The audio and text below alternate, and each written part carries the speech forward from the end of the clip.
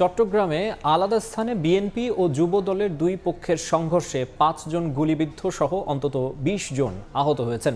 Police জানিয়েছে, আধিপত্য নিয়ে দীর্ঘদিন ধরে রাউজানের বিএনপি নেতা গিয়াসউদ্দিন কাদের চৌধুরী ও গোলাম আকবর খন্দকারের সমর্থকদের মধ্যে বিরোধ চলে আসছিল। এরই জেরে গতরাতে নোয়াপাড়া এলাকায় সংঘর্ষে জড়ায় দুই পক্ষ।